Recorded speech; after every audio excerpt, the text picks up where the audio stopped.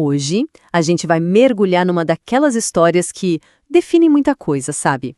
A história da Torre de Babel. Vamos desvendar juntos como uma humanidade unificada tentou construir seu próprio caminho até os céus e o que isso pode nos dizer sobre ambição, orgulho e unidade. Para começar, vamos fazer um exercício de imaginação. Como seria um mundo com uma língua só? Sem barreiras, sem precisar de tradutor, sem aqueles mal-entendidos culturais que vêm da diferença de idioma. Uma única voz global. Parece uma utopia, não é mesmo? Pois bem, é exatamente daí que a nossa história começa. Lá no livro de Gênesis, a história conta que era assim que o mundo era logo depois do grande dilúvio. A humanidade era basicamente uma cultura só, falando a mesma língua, compartilhando os mesmos pensamentos. E esse povo todo, unido, começou a se mover em direção ao leste. Ok, essa ideia de união é o ponto central de tudo o que vem a seguir. Então, vamos entender um pouco melhor como era esse mundo com uma só voz. Então, o cenário da nossa história é uma planície em Sinar. Para a gente ter uma ideia, essa é a região da antiga Mesopotâmia, onde hoje fica o Iraque. É exatamente ali, naquela terra fértil, que o pessoal decide: vamos parar por aqui e construir algo monumental. E o que tornou tudo isso possível? Tecnologia, claro. Uma tecnologia que, para a época, era revolucionária. Pensa só, em vez de depender de pedra, que é difícil de achar e de moldar, eles dominaram a arte de fazer tijolos cozidos. Foi como uma primeira revolução industrial, sabe? De repente, dava para produzir em massa e construir coisas muito maiores e bem mais rápido do que antes. Beleza! Com essa nova tecnologia na mão, a humanidade partiu para um projeto bem ambicioso. Mas a pergunta é, qual era a real motivação por trás dessa torre gigantesca? E a ambição deles, nossa, era algo. O plano era claro e ousado.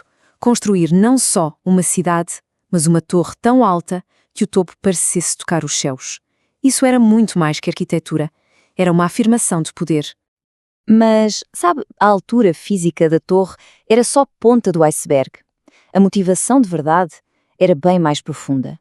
Tinha a ver com poder, com deixar um legado e com tomar as rédeas do próprio destino. E aqui a gente chega no X da questão. O texto bíblico revela exatamente o que eles pensavam. Façamos um nome para nós. Ou seja, eles queriam fama, um legado que durasse para sempre.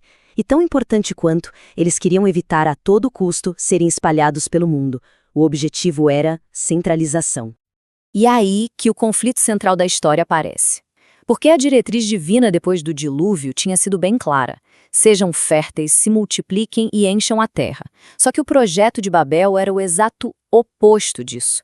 Era um esforço para centralizar o poder, para criar uma identidade única e independente, para não ter que se espalhar.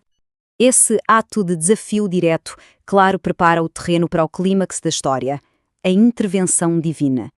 E aqui, a narrativa tem uma ironia fantástica. A humanidade ali, toda orgulhosa, construindo sua maior obra, achando que está chegando no céu. Mas, do ponto de vista divino, a estrutura é tão pequena, mas tão pequena, que é preciso descer só para conseguir enxergar. Isso deixa bem clara a distância gigantesca entre a ambição humana e a perspectiva divina, não é? E, daquela perspectiva, o diagnóstico era sério. Uma humanidade unida por um objetivo orgulhoso, sem nenhuma barreira de comunicação e com a tecnologia avançando sem parar, isso, a longo prazo, levaria à autodestruição. Por isso que a intervenção que vem a seguir não é vista como punição, mas como um ato de misericórdia, sabe, para evitar um desastre ainda maior. A ação é papum, rápida e super eficaz. Ao confundir a única língua, a base de toda a cooperação deles simplesmente desmorona. Imagina o caos na obra. O chefe grita tijolo e o outro cara traz água. A frustração, a desconfiança. Impossível continuar. E no final, aconteceu exatamente aquilo que eles mais queriam evitar. Eles foram espalhados. E é por isso que o lugar ganhou o nome de Babel. O nome, aliás, é um trocadilho genial. Ele soa muito parecido com a palavra hebraica Balal, que significa confundir. Irônico, né? O nome do maior projeto deles virou para sempre o símbolo do seu fracasso. Ok, agora vamos para a nossa parte final, para entender como esse evento tão antigo continua ecoando por aí, tanto na teologia quanto, bem, até os dias de hoje. Babel acabou virando muito mais que uma história. Virou um arquétipo, um modelo. Representa qualquer esforço humano que busca segurança, fama ou uma utopia usando só sua própria força, seja tecnologia, política, ciência, e deixando de lado qualquer dimensão divina ou espiritual. Soa familiar? Pois é o grande modelo do humanismo secular. E isso nos leva a um contraste teológico incrível que aparece lá no Novo Testamento. Pensa bem, em Babel, a divindade desce e o resultado é confusão de línguas, divisão. Já em Pentecostes, o Espírito Divino desce e o resultado é o oposto. É o entendimento mútuo entre línguas diferentes, o que leva à unidade. Ou seja, Pentecostes é visto como a reversão divina da maldição de Babel. A verdadeira unidade, sugere a narrativa, não vem de uma uniformidade imposta, mas do Espírito. E tudo isso nos deixa com uma pergunta para refletir. A história de Babel é super antiga, mas a mensagem dela, nossa, é totalmente atemporal. Quando a gente olha para o nosso mundo hoje, para as nossas ambições globais, para a nossa tecnologia e para os nossos projetos de unificação, vale a pena se perguntar: que torres estamos tentando construir hoje? E mais importante, quais são as verdadeiras motivações por trás delas?